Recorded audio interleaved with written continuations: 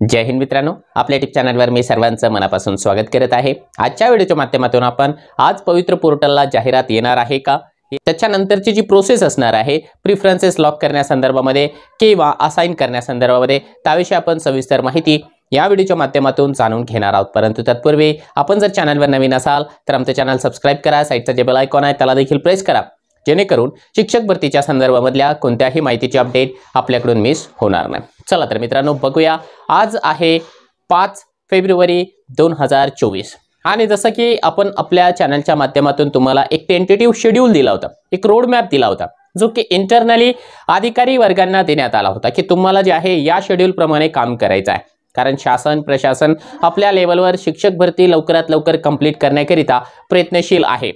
त्यांच्या त्या tentative schedule प्रमाणे, त्यांच्या त्या रोड मॅप प्रमाणे आजच्या तारखेला म्हणजे सोमवारी 5 तारखेला जाहिरात पवित्र पोर्टलला प्रसिद्ध करणे हे बंधनकारक होते किंवा त्यांच्या शेड्यूल प्रमाणे ते नियोजित होते। मग आता तुम्हा लोकांचा प्रश्न आहे की आजच्या तारखेला जाहिरात प्रसिद्ध होणार आहे का?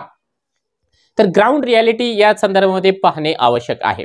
आज जर आपण वर्तमानपत्रांमध्ये बघितलं तर बऱ्याच वेगवेगळ्या जे प्रसिद्ध वर्तमानपत्र आहे त्यांनी देखील त्या संदर्भामध्ये बातमी केलेली आहे की आजच्या तारखेला पवित्र पोर्टलवर ऑफिशियली जे प्रेफरन्सेस म्हणा किंवा जाहिराती म्हणा त्या प्रसिद्ध होणार आहेत। कालच्या तारखेला जर आपण बघितली ग्राउंड रियालिटी तर पवित्र पोर्टलची ऑफिशियली जे टेस्टिंगचं काम होतं ते सक्सेसफुली कंप्लीट करण्यात आलेलं आहे। म्हणजे कारण काय आहे की लॉन्च करण्यापूर्वी किंवा उमेदवारांना पोर्टल या ठिकाणी लॉग इन करिता उपलब्ध करून देण्यापूर्वी त्याची टेस्टिंग केली जाते, कारण आयत्या वेळेला अभियोग्यताधारकांना प्रॉब्लेम नको म्हणून। तर ती जी टेस्टिंग आहे ती सक्सेसफुल ठरलेली आहे। म्हणजे आता पवित्र पोर्टल कधीही आपल्यासाठी उपलब्ध करून दिला जाऊ शकतो, त्याच्यामध्ये कोणत्याही प्रकारचा टेक्निकल इश्यू नाहीये। कालच्या तारखेला जर बघितलं तर काही वेळाकरिता लॉग इन अनअवेलेबल होतं, कारण काय तर त्याचमुळे जे आहे टेस्टिंगचं काम चालू होतं।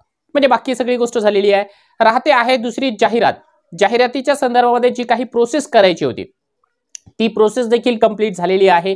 काही जाहिरातींना या ठिकाणी रिव्हेरीफाई करावं लागलेलं आहे, रिवाइज देखील करावं लागलेलं आहे आणि आयुक्त कार्यालयाच्या वतीने सर्व प्रोसेस या ठिकाणी व्यवस्थितपणाने पार पडलेली आहे। आता मंत्रालयीन स्तरावरून जे आहे या संदर्भामध्ये घोषणा होणे बाकी आहे।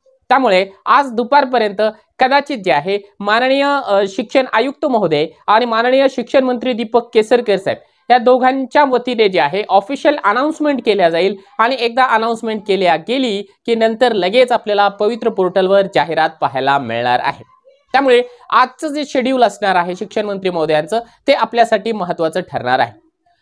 मॅक्सिमम पॉसिबिलिटी आहे की आजच आपल्याला पवित्र पोर्टलला जाहिरात पाहायला मिळेल, कारण जे काही सर्कमस्टन्सेस आहे, जी काही परिस्थिती उद्भवलेली आहे त्या परिस्थितीनुसार किंवा ग्राउंड रियालिटी पाहिल्याच्या नंतर आता कोणतेही काम या ठिकाणी बाकी राहिलेलं नाहीये। राहते आहे दुसरी गोष्ट, त्याच्यामुळे जे आहे या ठिकाणी जाहिरात आज प्रसिद्ध होण्याची दाट शक्यता आहे आणि आज जर यदा कदाचित हार्डली 1% जी शक्यता आहे की आज प्रसिद्ध जर नाही झाली तर उद्या 100% जाहिरात आपल्याला पाहायला मिळणार आहे।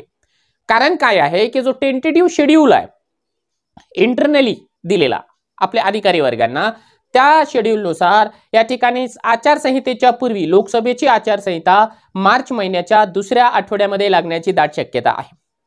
त्याच्यापूर्वी यादी जाहीर करणे हे त्यांनी टार्गेट ठेवलेलं आहे। आता कोणी या बाबतीमध्ये ट्रोल करत असेल तर त्यांना करू द्या, परंतु शासनाने आपल्या लेवलवर ही जी काही भूमिका आहे ती मांडलेली आहे, ठरवलेलं आहे। आता त्याच्यामध्ये आपल्याला त्यांना सहकार्य करावं लागणार आहे। त्यामुळे त्यांनी जो ठरवलेला रोड मॅप आहे, शेड्यूल आहे की आचारसंहितेच्या पूर्वी निवड यादी जाहीर करणे, तर त्यानुसार ते करू शकते। त्यामध्ये रियालिटी देखील आहे, कारण ऐकण्यामध्ये असं येत आहे जेव्हा आपण अधिकारी वर्गांशी चर्चा करतो तर जो कालावधी दिला जाणार आहे प्रेफरन्सेससाठी, प्रेफरन्सेस जनरेट करणे, असाइन करणे आणि लॉक करणे या तिन्ही प्रोसेससाठी जो काही कालावधी दिला जाणार आहे तो हार्डली 1 आठवडा ते 10 दिवसांचा दिला जाणार आहे। आणि जर खऱ्याच अर्थाने या 10 दिवसांमध्ये आपण आपलं काम जर का चोख पद्धतीने पार पाडलं तर निश्चितपणाने शासनाने जो रोड मॅप ठरवलेला आहे तो रोड मॅप प्रत्यक्षामध्ये देखील येऊ शकतं। म्हणजे आचारसंहितेच्या पूर्वी आपल्याला निवड यादी देखील प्रसिद्ध झाल्याची माहिती मिळू शकते। हार्डली काय आहे की एकदा जर का प्रेफरन्सेस सुरू झाले, आज सायंकाळी जरी प्रेफरन्सेस सुरू झाले तर सर्वांनी प्रेफरन्सेस जनरेट करून घ्यायचे। जनरेट केल्याच्या नंतर त्याची जी PDF आहे ती डाउनलोड करून घ्यायची की मला किती प्रेफरन्सेस आलेले आहेत। ते प्रिफरन्सेसची जी PDF आहे ती डाउनलोड केल्यानंतर त्याची प्रिंटआउट काढा. प्रिंटआउट काढल्याच्या नंतर आपले जे जिवलग आहेत त्या जिवलग लोकांसोबत बसा, डिस्कस करा की मला कोणत्या कोणत्या ठिकाणी प्रिफरन्सेस द्यायचा आहे आणि कोणत्या सिक्वेन्सने द्यायचा आहे. हे डिस्कस तुम्ही एक दिवस घ्या. हार्डली एका दिवसापर्यंत तुम्ही तुमच्या जे काही जिवलग आहेत, ज्या लोकांशी तुम्हाला डिस्कस करूनच या ठिकाणी डिसिजन घ्यायचा आहे त्या लोकांशी डिस्कस करा. एका दिवसामध्ये डिसाईड करा आणि दुसऱ्या दिवशी लगेच प्रिफरन्सेस लॉक करा. म्हणजे प्रिफरन्सेस लॉक करण्यासाठी आपल्याला हार्डली 2 दिवसांचा कालावधी पुरेसा आहे.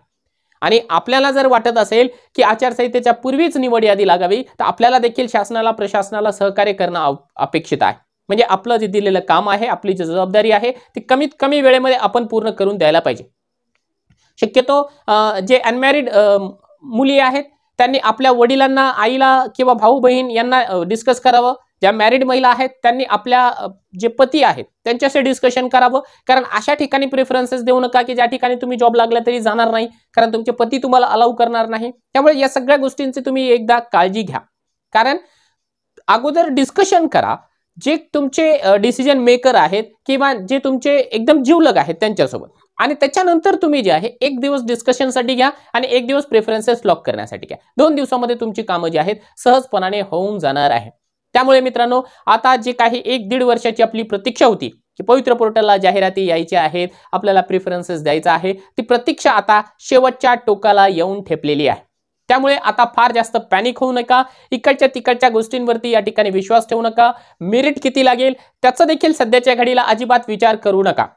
जेवढ्या अभियोग्यताधारकांनी परीक्षा दिली होती आणि त्याच्यानंतर पवित्र पोर्टलला सेल्फ सर्टिफिकेशन केलं होतं, रजिस्ट्रेशन केलं होतं, त्यापैकी प्रत्येक उमेदवाराने या ठिकाणी प्रिफरन्सेस लॉक करायचे.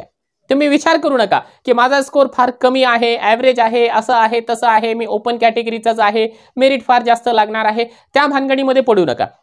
तुम्हाला परीक्षा देण्याची संधी मिळाली, तुम्हाला रजिस्ट्रेशनची संधी मिळाली, आता तुम्हाला जे आहे प्रिफरन्सेस देण्याची संधी मिळालेली आहे, तर तुम्ही बिनधास्त पद्धतीने प्रिफरन्सेस द्या. भविष्यामध्ये तुमचा नंबर लागेल नाही लागेल तो तुमचं जे काही भविष्य आहे, तुमचं जे काही नशीब आहे ते ठरवणार आहे. परंतु सध्याच्या घडीला तुम्ही त्या पद्धतीने निगेटिव्ह माइंड सेटअप करू नका. आज आपल्याला जाहिराती पाहायला मिळतील. आता आज म्हणल्यावर आता लगेच नाही. नेहमी पवित्र पोर्टलचा रूल आहे की ते ज्याही वेळेस रजिस्ट्रेशन सुरू करायचं असेल किंवा इतर कोणतेही नोटिफिकेशन टाकायचे असेल, संध्याकाळी 7 वाजल्याच्या नंतरच आपल्याला जे आहे पवित्र पोर्टलला काही ना काही नोटिफिकेशन्स पाहायला मिळतात. आज आपल्याला जे आहे संध्याकाळी 7 वाजल्याच्या नंतरच पवित्र पोर्टलला जाहिराती पाहायला मिळतील.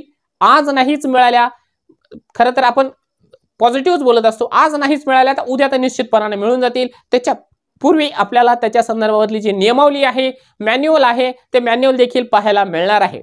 चला तर मग आज दिवसभर फ्रेश राहा, आनंदित राहा, कोणताही निगेटिव्ह विचार मनामध्ये आणू नका, कोणत्याही प्रकारची अफवा इकडे तिकडे पसरवू नका. सर्वांना पवित्र पोर्टलच्या जाहिरातीसाठी खूप साऱ्या शुभेच्छा.